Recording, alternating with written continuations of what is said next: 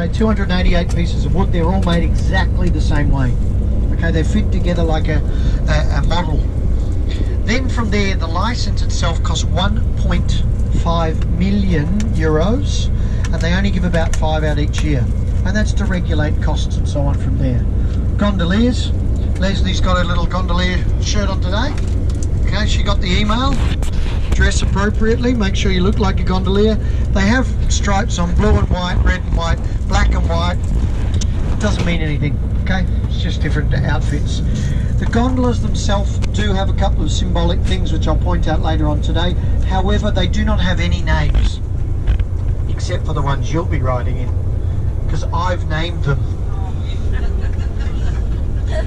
And what I've done, folks, is I've tried to make sure people are travelling with the people they want to be travelling with. So what I've got here, folks, is names running from the Titanic, the Black Pearl, Marco Polo, the Flying Dutchman, the Love Boat, Casanova, Naughty Boy, and the Good Ship Lollipop.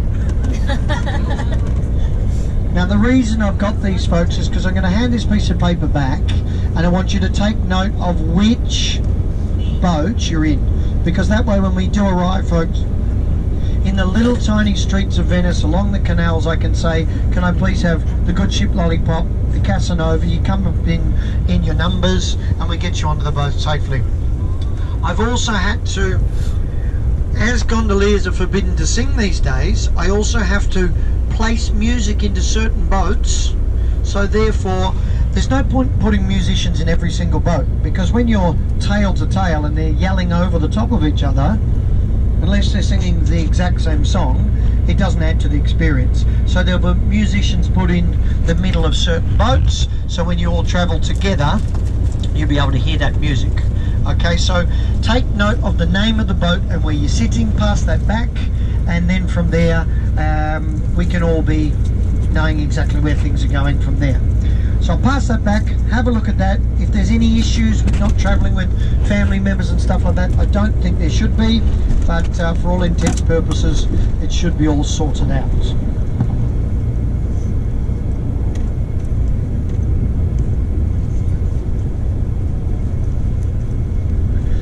Now, a couple of other things, folks, as we are in Italy, to understand a little bit about the history. Okay, firstly, when you come to Italy, we all think about Roman history.